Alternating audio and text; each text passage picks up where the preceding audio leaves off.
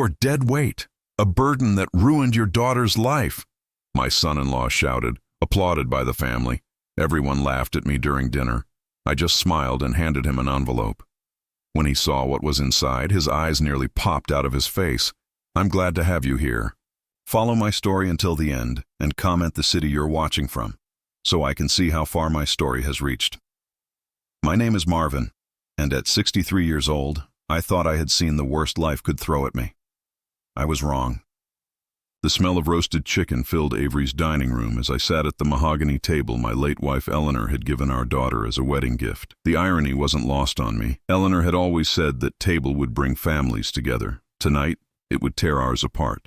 Patrick, my son-in-law of 8 years, was already 3 glasses deep into the wine when the conversation took its familiar ugly turn. His face was flushed, that vein in his forehead pulsing the way it did when he was about to say something cruel. "You know what your problem is, Marvin," he said, pointing his fork at me like a weapon.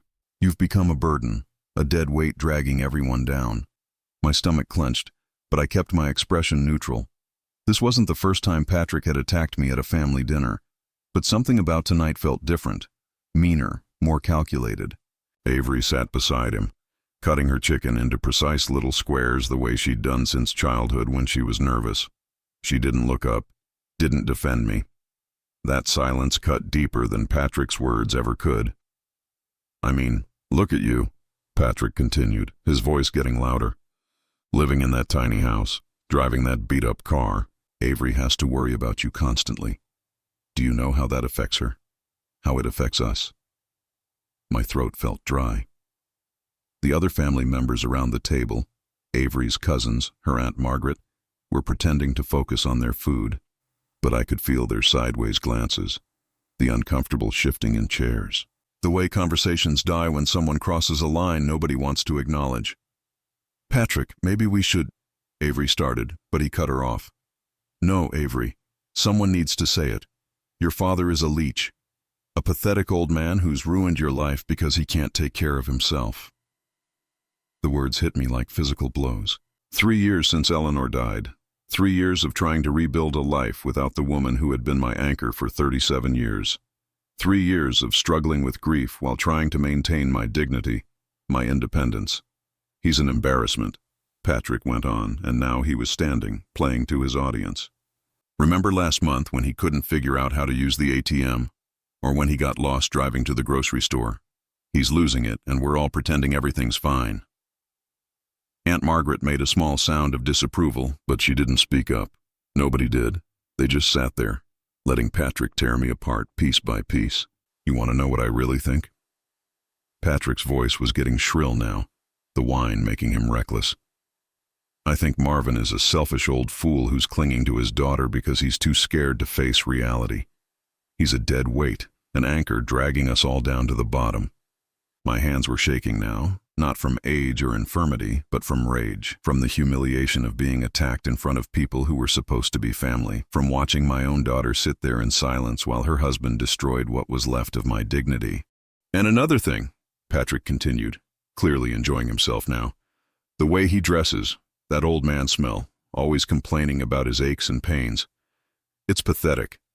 Avery could be doing so much more with her life if she didn't have to babysit her decrepit father." That's when something inside me snapped. Not into anger. I was past anger. Into something cold and calculating. Something that had been building for months as I watched my son-in-law's true nature reveal itself. I reached into my jacket pocket and pulled out a manila envelope. It was thick, official-looking, with the law firm's letterhead clearly visible. I set it gently on the table next to my untouched plate. The room went quiet. Patrick stopped mid-sentence, his mouth hanging open slightly. Avery finally looked up from her food, her eyes wide with something that might have been fear. "What's that?" Patrick asked, but his voice had lost its bravado. He was staring at the envelope like it might explode. I stood up slowly, my knees protesting after sitting for too long. At 63, I might not be young anymore, but I wasn't the broken-down old man Patrick wanted everyone to believe I was. "That," I said quietly, "is something you should have thought about before you decided to humiliate me in front of my family." Patrick's face went pale. He knew something was wrong, but he couldn't figure out what. None of them could. They thought they knew everything about me, about my financial situation, about my place in this family. They were about to learn how wrong they were. "Marvin," Avery said, her voice barely above a whisper. "What is that?" I looked at my daughter. Really, looked at her. When had she become this person? This woman who sat silent while her husband eviscerated her father? When had she stopped being the little girl who used to climb into my lap and tell me about her day? "Open it," I said simply. Patrick reached for the envelope with trembling hands. His face was no longer flushed with wine and arrogance. Now he looked like a man who was beginning to understand that he had made a terrible mistake. The silence in the room was deafening as he broke the seal and pulled out the documents inside. I watched his eyes scan the first page, then widen in shock. His hand started shaking so badly he nearly dropped the papers. "This can't be right," he whispered. But it was right. Every word of it. Patrick's hands trembled as he stared at the legal documents. The color had completely drained from his face, and I could see sweat beading on his forehead despite the air conditioning running full blast in Avery's dining room. "Read it out loud," I said calmly, settling back into my chair. "I think everyone here deserves to know what it says." Patrick's mouth opened and closed like a fish out of water. He looked at Avery desperately, but she was staring at the papers with the same shocked expression. I can't," Patrick stammered. "Then I'll read it," I said, reaching across the table. But Patrick jerked the documents away, clutching them to his chest like they might disappear if he let go. "No," he said quickly. "No, I'll read it." The room was so quiet I could hear Aunt Margaret's nervous breathing from across the table. Avery's cousins had stopped pretending to eat and were openly staring now, sensing that something monumental was happening. Patrick cleared his throat and began reading in a shaky voice. "Last will and testament of Eleanor Margaret Holloway, dated March 15th, 2019. Avery gasped. "Mom's will? But we already went through Mom's will. She didn't have much to leave except some jewelry and—" "Keep reading," I interrupted. Patrick's voice cracked as he continued. "To my beloved daughter, Avery Christine Patterson, I leave the property located at 147 Maple Grove Lane, Millfield County, including the main house, guest cottage, and all 37 acres of surrounding land." The silence that followed was deafening. 37 acres in Millfield County. That wasn't just any property. That was prime real estate, worth easily $600,000, maybe more with the recent development boom in the area. "I don't understand," Avery whispered. "Mom never mentioned any property. We went through all her papers after the funeral. There was no property. I had been waiting 3 years for this moment. 3 years of watching Patrick treat me like garbage. Watching my daughter stand by and let it happen. 3 years of being called a burden, a dead weight, a pathetic old man who couldn't take care of himself. Your mother bought that property in 1995, I explained quietly. She never told you about it because she wanted it to be a surprise. She planned to give it to you as a wedding gift, but then she got sick and, well, she died before she could tell you." Patrick was scanning the document frantically now, his eyes racing over the legal language. I knew what he was looking for, and I knew he was about to find it. "There's more," he said, his voice barely audible. "There's a condition." "What condition?" Avery asked, but she was looking at me now, not Patrick, and there was something in her eyes I hadn't seen in years. Fear. Patrick's hands were shaking so badly now he could barely hold the papers steady. "The inheritance is contingent upon Avery providing love, respect, and proper care for her father, Marvin James Holloway, for the remainder of his natural life." The words hung in the air like a death sentence. I watched as the implications sank in around the table. Aunt Margaret's mouth fell open. Avery's cousins exchanged shocked glances, and Patrick looked like he was about to be sick. "It gets better," I said softly. "Keep reading." Patrick's voice was barely a whisper now. "Should Marvin James Holloway determine that the conditions of love, respect, and proper care are not being met, he has the sole authority to revoke this inheritance and transfer the property to an alternative beneficiary of his choosing." The silence that followed was broken only by the sound of Patrick's ragged breathing. He set the papers down with shaking hands and stared at me with an expression I'd never seen before. Pure, unadulterated terror. "You knew," Avery said suddenly. "You've known about this property for 3 years, and you never said anything." I nodded. "Eleanor made me promise to wait. She wanted to see how you would treat me after she was gone. She was worried that without her around to keep the peace, you might start seeing me as a burden instead of your father. The irony was crushing. Eleanor had been right to worry. Without her gentle influence, without her quiet reminders about respect and family loyalty, Avery had slowly but surely allowed Patrick to poison her against me. "How much is it worth?" Patrick asked desperately, though I could see in his eyes that he already knew it was substantial. "The county assessor valued it at $623,000 last year," I said. "But with the new shopping center going in just 2 miles away, it's probably worth closer to $800,000 now." Patrick made a choking sound. $800,000, more money than he'd probably ever see in his lifetime, and he had just spent the evening systematically destroying his chances of ever getting his hands on it. "Daddy," Avery said, and her voice was different now, smaller. The same voice she'd used as a child when she'd done something wrong and was hoping I wouldn't be too angry. "Daddy, we can talk about this." Patrick didn't mean what he said. He's been under a lot of stress at work and— "Stop," I said quietly. The single word cut through her excuses like a knife. For the first time in 3 years, I was the one with power in this room. I was the one who mattered. "I've been documenting everything," I continued. "Every cruel comment, every dismissive gesture, every time you've let your husband humiliate me. I have a very detailed record of exactly how I've been treated in this family." Patrick's face had gone from pale to green. He was beginning to understand the magnitude of what had just happened. In the space of 5 minutes, he had gone from feeling superior and in control to realizing that he had just destroyed his family's financial future with his own cruelty. "The property comes with conditions," I said, standing up from my chair. "And as of tonight, those conditions have not been met." I picked up the manila envelope and tucked it back into my jacket pocket. Around the table, my family sat in stunned silence, finally understanding that the broken-down old man they'd been mocking was actually the one holding all the cards. "Think about that while you're cleaning up dinner," I said, walking toward the door. "And think about whether $800,000 was worth the satisfaction of calling me a dead weight." I could hear Patrick frantically calling my name as I walked out the front door, but I didn't turn around. For the first time in 3 years, I was exactly where I wanted to be, in complete control.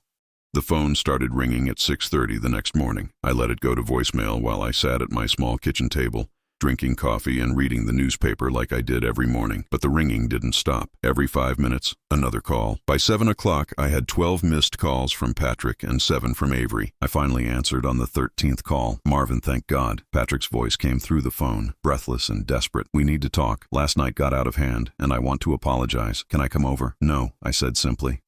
There was a pause. "What do you mean, no?" "I mean, no, Patrick. You can't come over."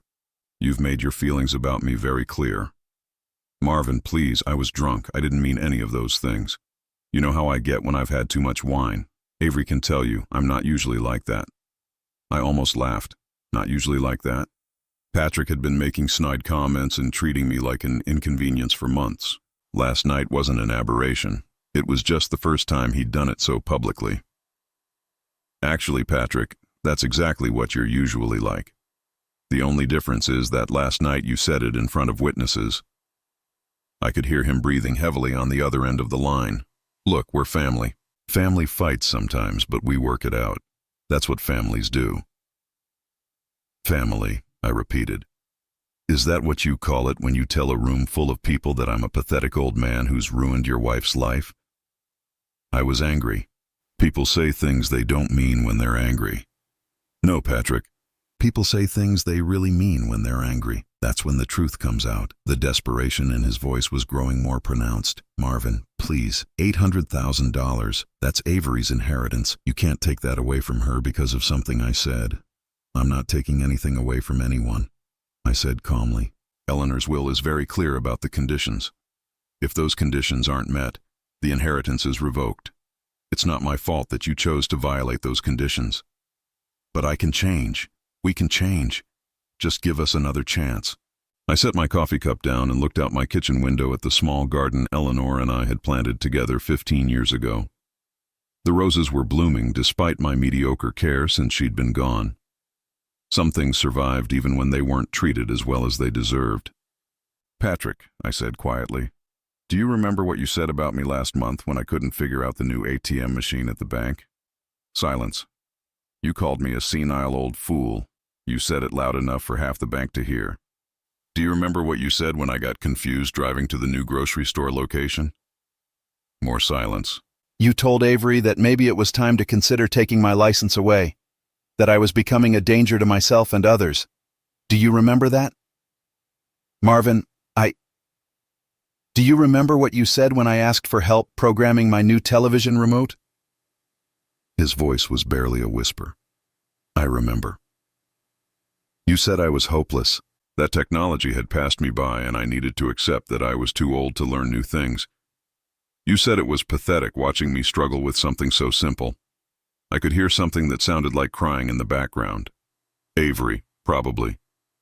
Every week for the past 6 months, Patrick, you found new ways to make me feel small. New ways to remind me that I'm a burden. New ways to suggest that the world would be better if I just quietly disappeared. I didn't mean, yes, you did. And the worst part is that my daughter sat there and let you do it. My own child watched you tear me down and she said nothing. The crying in the background got louder. Good. Maybe Avery was finally understanding what she had allowed to happen. We can fix this, Patrick said, his voice cracking. We can go to counseling, family therapy, whatever you want. Just don't take away Avery's inheritance because of my mistakes. It's not just your mistakes, Patrick. It's hers too. She made a choice every time she sat silent while you humiliated me. She made a choice every time she agreed with your suggestions that I was becoming incompetent. She made a choice every time she treated me like I was an obligation instead of her father. The line was quiet for a long moment. Then Patrick's voice came back, harder now. Desperate people often show their true nature when cornered. You're being cruel, Marvin. Avery loves you. She's always loved you. Love isn't silent, Patrick. Love speaks up. Love defends. Love doesn't sit quietly while someone you care about gets destroyed. So what do you want from us? What do we have to do to fix this? That was the question I'd been waiting for. What did I want? For months, I'd wanted my dignity back. I'd wanted to be treated with respect. I'd wanted my daughter to remember that I was her father. Not just an old man she had to manage. But now I wanted something different. I want you to understand what it feels like to have no power, I said. I want you to understand what it's like to be dismissed and belittled. I want you to know how it feels when the people who are supposed to love you treat you like you're worthless. Marvin, please. I want you to spend some time thinking about whether $800,000 is worth more to you than treating an old man with basic human decency. I hung up before he could respond. The phone rang again immediately. I turned it off.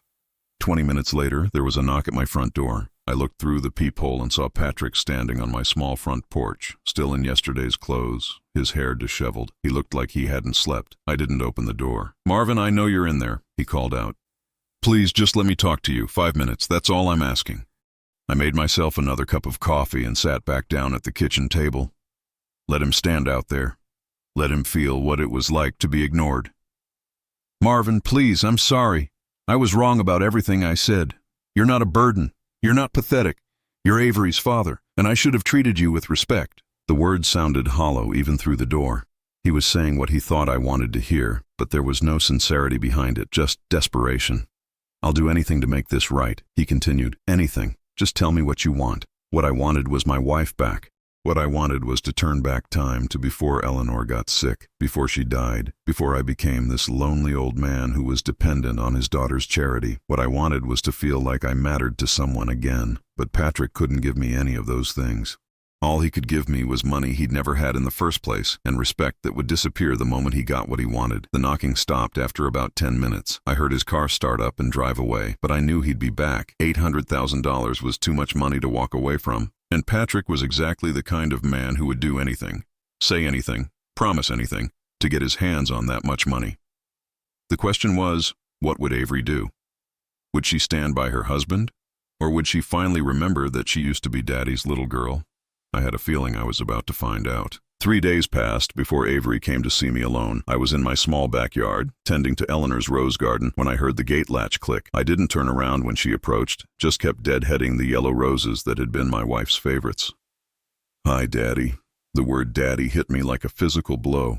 She hadn't called me that in over a year. It had been Dad at best. Marvin when Patrick was around, and she was trying to seem more adult, more sophisticated. Avery. I still didn't turn around. I heard her take a shaky breath behind me. "We need to talk." "Do we?" "Daddy, please, look at me." I set down my pruning shears and finally turned to face my daughter. She looked terrible. Her eyes were red and swollen. Her usually perfect hair was pulled back in a messy ponytail, and she was wearing an old sweatshirt I remembered from her college days. She looked like the little girl who used to come to me when she'd had a nightmare. "Patrick's been having panic attacks," she said quietly. "He can't sleep. He can't eat. He keeps saying he's ruined everything." I picked up my shears again and moved to the pink roses. "Has he now?" "Daddy, you have to understand something. Patrick, he's not a bad person. He gets stressed. And when he's stressed, he says things he doesn't mean." I paused in my pruning. "How long have you known about the property, Avery?" The question caught her off guard. I saw her flinch, saw the way her hands clenched at her sides. "What do you mean?" "You heard me. How long have you known about your mother's property in Millfield County?" She was quiet for so long, I thought she might not answer. When she finally spoke, her voice was barely above a whisper. "About 6 months. The pruning shears fell from my hands." 6 months. She'd known for 6 months and she'd said nothing. Worse than that, she'd let Patrick continue treating me like garbage even though she knew I controlled her inheritance. "How did you find out?" "I was going through some of Mom's old papers, looking for her recipe box. I found a copy of the will in her desk drawer." I turned to face her fully now, and I could see the guilt written all over her face. 6 months, Avery. For 6 months you've known that your inheritance depends on how you treat me, and you chose to do nothing. It's not like that. Then what is it like? Help me understand how my daughter could know that her mother wanted her to love and respect her father, and then sit silently while her husband called him a pathetic old fool." Tears were streaming down her face now. "Because I was scared, okay? I was scared that if I told Patrick about the will, he'd try to fake being nice to you just to get the money. I wanted his feelings to be genuine." The irony was staggering. She'd been protecting Patrick's authenticity, and in doing so, she'd allowed his authentic cruelty to flourish. "So you thought it was better to let him show his true colors?" I thought maybe if I gave him enough time, he'd come around on his own. Maybe he'd start to see what I see in you." "And what do you see in me, Avery?" She broke down completely then, sobbing like a child. "I see my daddy. I see the man who taught me how to ride a bike and helped me with my homework and walked me down the aisle at my wedding. I see the man who held me when Mom died and told me everything would be okay, even though you were hurting just as much as I was." For a moment, I felt my resolve weaken. This was my little girl, the child I'd raised and loved and protected. But then I remembered something. "If that's what you see, Avery, then why have you been treating me like Patrick does?" She looked up at me confused. "What do you mean?" I walked over to my small patio table and sat down heavily. "Last month, when I couldn't figure out the ATM, you said I should probably switch to a bank with simpler machines. You said it in front of Patrick, and you agreed with him when he said I was struggling with technology." Her face crumpled. "Daddy, I was just trying to help. 2 weeks ago, when I got confused driving to the new grocery store location, you suggested maybe I should consider only driving during daylight hours. You said it might be safer. I was worried about you. And last week, when I asked for help with the television remote, you sighed before you helped me. You sighed like I was bothering you with something trivial. Each word was like a knife, and I could see them cutting into her. But she needed to hear this. She needed to understand. You've been agreeing with Patrick's assessment of me for months, Avery. You've been treating me like I'm incompetent, like I'm a burden, like I'm too old to function independently. The only difference is that you've been doing it quietly. That's not, I didn't mean. You did mean it. You've been preparing yourself for the day when you'll have to put me in a nursing home because I can't take care of myself anymore. You've been looking for evidence that I'm declining, that I'm becoming the pathetic old man Patrick says I am." She was sobbing openly now, but I couldn't stop. The words had been building up for months, and they needed to come out. "And the worst part is that you knew. You knew about the will, you knew what your mother wanted, and you still chose to treat me like I was disposable. Daddy, please, do you know what your mother said to me before she died?" I asked quietly. Avery shook her head, still crying. "She said she was worried about what would happen to me after she was gone. She said she was afraid you'd start seeing me as an obligation instead of your father. She said she hoped the property would ensure that you'd always take care of me." I stood up and walked back to the roses. But she never imagined that you'd know about the property and choose to ignore her wishes anyway. I didn't ignore them. I love you, Daddy. I do. I picked up my pruning shears again. Love isn't a feeling, Avery. It's a choice. It's a daily decision to treat someone with kindness and respect. It's standing up for them when others attack them. It's defending them even when it's uncomfortable. I can change. We can change. Patrick and I have been talking, and we want to do better. Have you now? I kept my voice neutral, but something cold was settling in my chest. And what exactly have you and Patrick been discussing? The way she hesitated told me everything I needed to know. We've been talking about maybe having you come live with us. Patrick thinks it would be easier to take care of you if you were closer. Take care of me. Yes, we could convert the spare room into a bedroom for you. It would be perfect. You wouldn't have to worry about maintaining this house anymore, or driving to the grocery store, or any of those things that have been getting harder for you. There it was. They weren't planning to treat me better. They were planning to control me completely, move me into their house where they could monitor my every move, manage my every decision, and ensure that I couldn't cause any more problems for them. And what happens to this house? Well, we'd have to sell it, obviously, but that's okay because you'd be living with us. I set down the pruning shears and looked at my daughter, really looked at her. When had she become this person? This woman who could stand in my backyard and calmly explain how she and her husband had planned out my future without consulting me. Avery, I said quietly, get off my property. What? You heard me. Get off my property and don't come back. Daddy, you're being unreasonable. No, I'm being clear. You and Patrick have already decided how you're going to handle this situation. You're going to manipulate me into giving up my independence so you can control me completely. You're going to take away everything I have left, my home, my autonomy, my dignity, so you can feel better about collecting your inheritance. That's not what we're doing. Yes, it is, and the fact that you can't even see it makes it worse. I walked toward my back door, then stopped and turned back to her.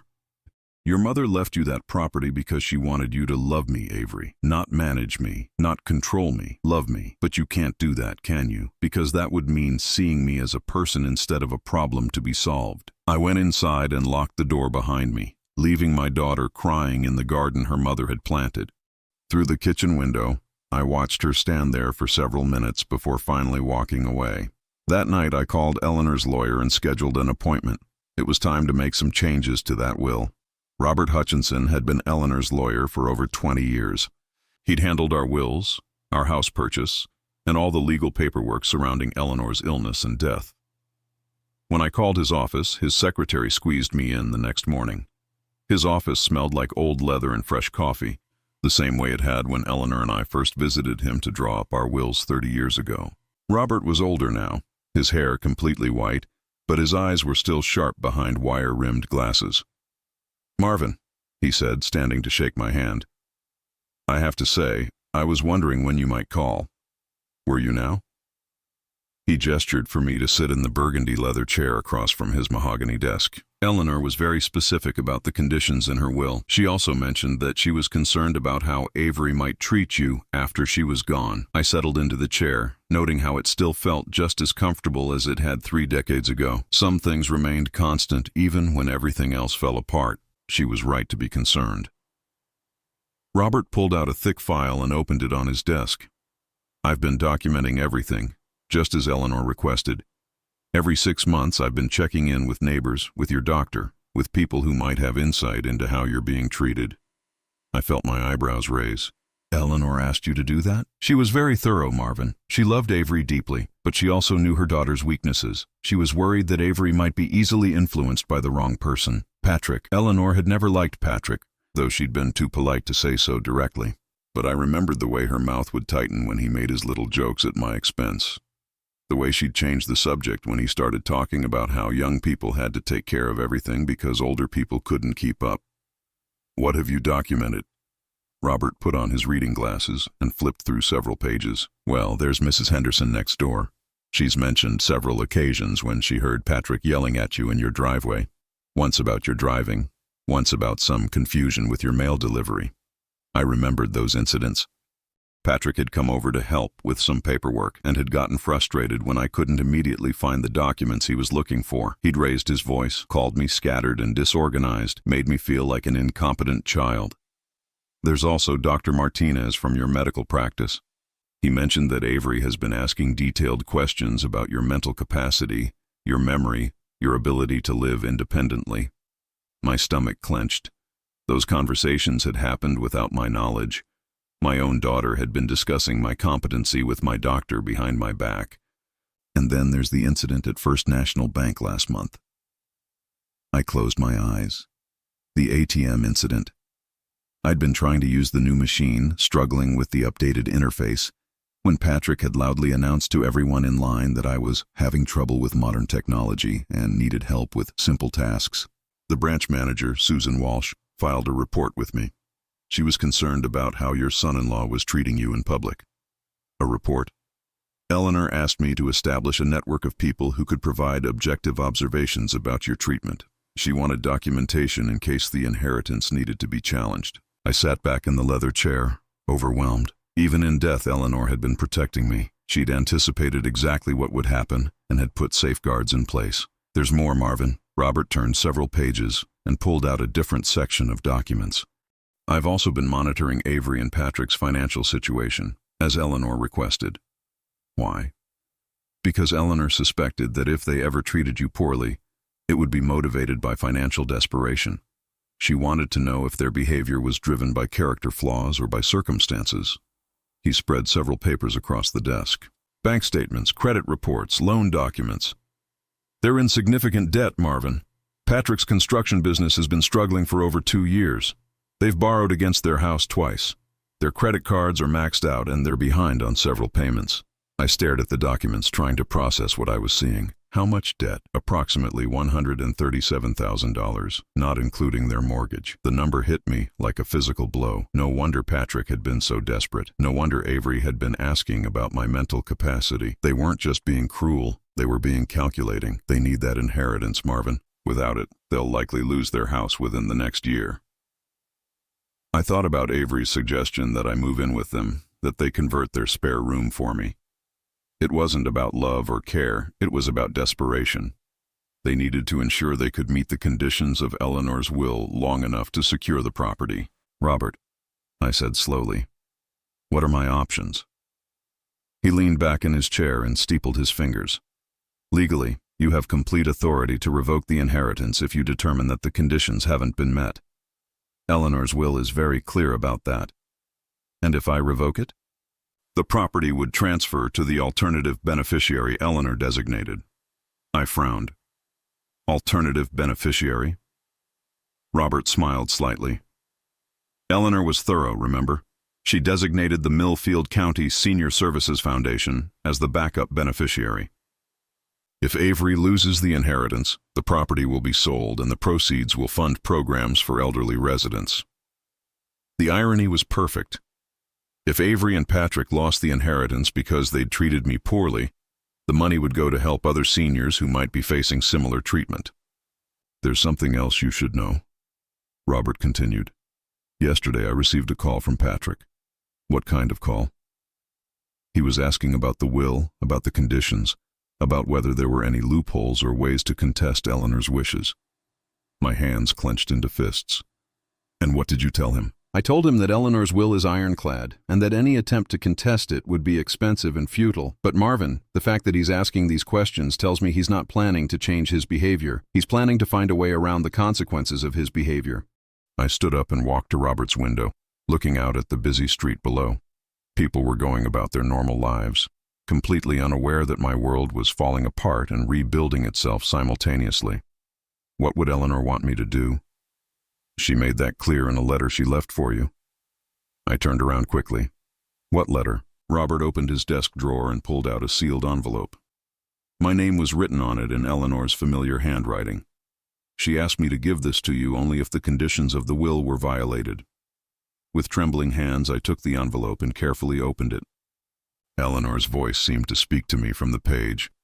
My dearest Marvin, if you're reading this, it means our daughter has disappointed both of us. I hoped I was wrong about what might happen, but I feared I was right. You have spent your entire life putting family first, even when family didn't deserve it. It's time to put yourself first. Don't let guilt or obligation trap you in a situation where you're not respected and loved. You deserve better, and I want you to have better. Choose yourself, my love. Choose peace. Choose dignity. I'll understand, wherever I am. All my love, Eleanor. I had to sit down. Even from beyond the grave, Eleanor was giving me permission to prioritize my own well-being over family loyalty.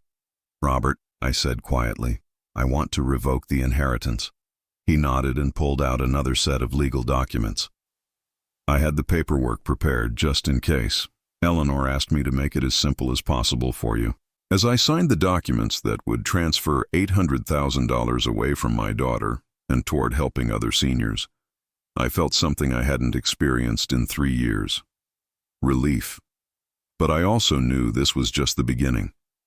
Patrick and Avery wouldn't accept this quietly. Desperate people with nothing left to lose could be dangerous, and I was about to find out exactly how dangerous they could be. The phone calls started before I even got home from Robert's office. 16 missed calls and 23 text messages, all from Patrick and Avery. But now I knew something they didn't know yet. They had already lost. The legal documents were filed on a Tuesday morning. By Tuesday afternoon, Patrick and Avery knew. I was sitting in my living room, reading the newspaper Eleanor used to bring me every morning when she was alive, when I heard the car doors slam in my driveway. Through my front window, I could see both of them marching toward my door, their faces twisted with rage and desperation. The pounding started immediately, not knocking, pounding. Marvin, open this door right now. Patrick's voice was hoarse, probably from the screaming match I imagined he and Avery had been having since they got the call from Robert's office. I didn't move from my chair. Daddy, please, we need to talk about this. Avery's voice was high and panicked. This is all a misunderstanding. The pounding continued for several minutes. I turned the page of my newspaper and continued reading an article about the new community center being built downtown. The irony wasn't lost on me. It was being funded by donations from local families who cared about their elderly community members. We know you're in there, Patrick shouted. Your car is in the driveway. Open this door. I folded the newspaper carefully and walked to my front window. Patrick was red-faced, sweating through his shirt despite the cool autumn weather. Avery stood beside him, tears streaming down her face, her hands pressed against the door like she could force it open through sheer will.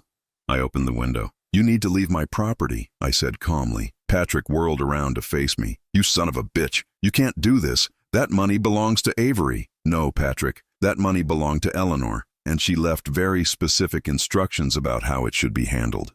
You're stealing from your own daughter. I almost laughed. I'm not stealing anything. I'm simply enforcing the conditions that were clearly stated in Eleanor's will. Conditions you chose to ignore. Avery pushed past Patrick and came to stand under my window. Daddy, please. We can fix this. We can do better. Just give us another chance. Another chance to do what, Avery? To pretend you respect me until you get your hands on the money? To move me into your spare room so you can control every aspect of my life? To continue treating me like a burden you have to manage? That's not what we were doing. Yes, it is. And even if it wasn't, it's too late now. The inheritance has been revoked and transferred to the Millfield County Senior Services Foundation. Patrick let out a roar of rage that probably woke up half the neighborhood. You vindictive old bastard. You've destroyed us. Do you understand that? You've destroyed your own family. No, Patrick, you destroyed this family. I just stopped pretending it was still intact. I closed the window and walked back to my chair.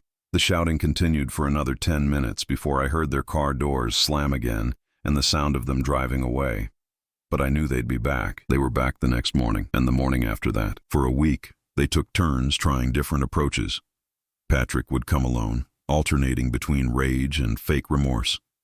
Avery would come with fresh tears and childhood memories, trying to guilt me into changing my mind. On the 8th day, they brought reinforcements.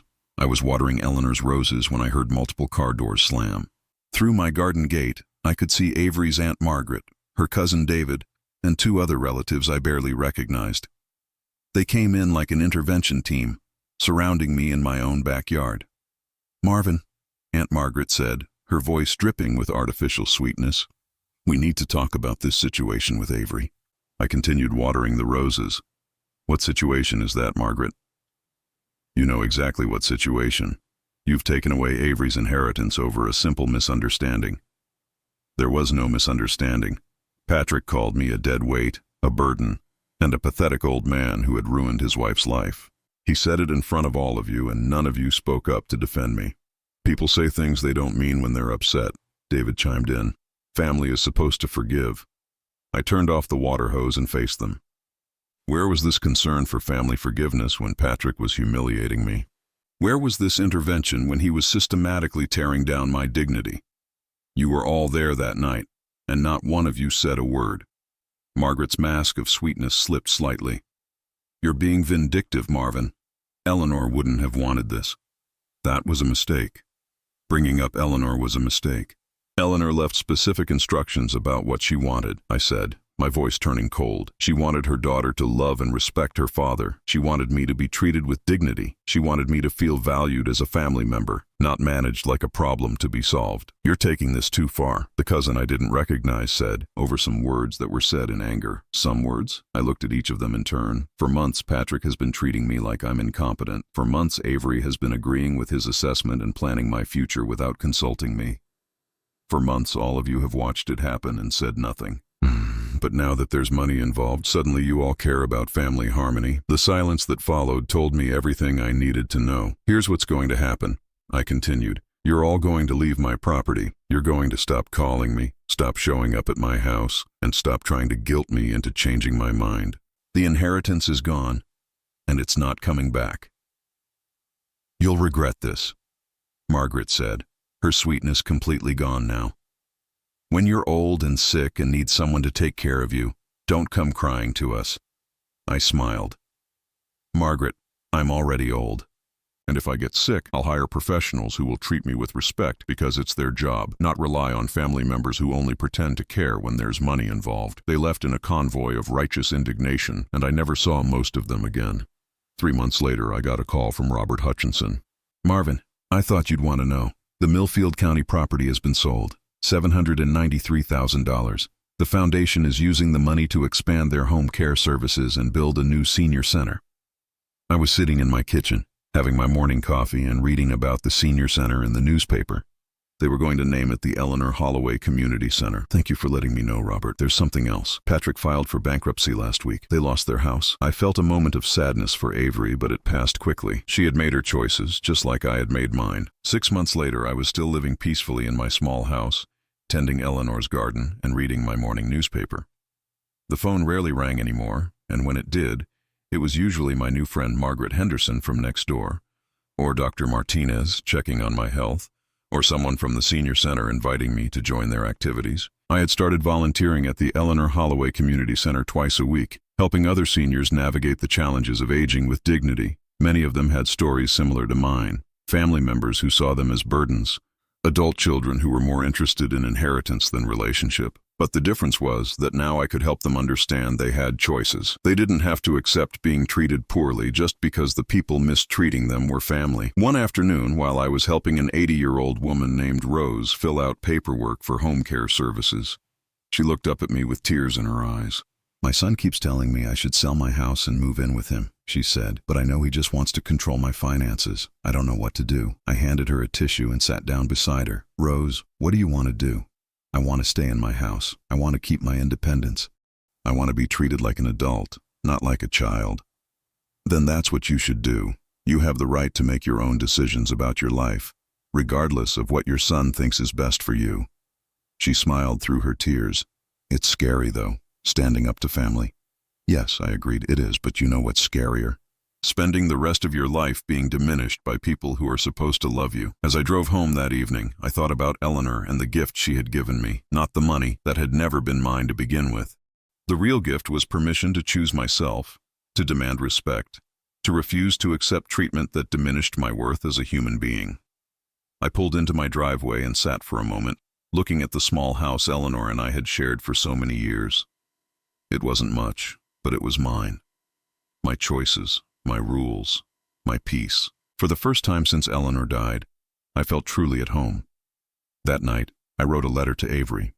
Not an angry letter, not a vindictive letter, just an honest one. Dear Avery, it began. I hope someday you'll understand that love isn't silent. Love speaks up. Love defends. Love treats people with dignity, even when it's inconvenient. I hope you'll learn that before you have children of your own. Love, Dad. I mailed it the next morning, then went to tend Eleanor's roses. They were blooming better than ever, despite my amateur care. Some things I realized flourish when they're treated with basic respect and attention, just like people. I never heard back from Avery, and that was okay. I had said what needed to be said. The rest was up to her. At 63 years old, I had finally learned that family isn't about blood or obligation. It's about respect, dignity, and genuine care. And if your biological family can't provide those things, you have the right to find people who can. I was no longer a dead weight or a burden. I was Marvin Holloway, and I deserved better than I had been accepting. Eleanor would have been proud.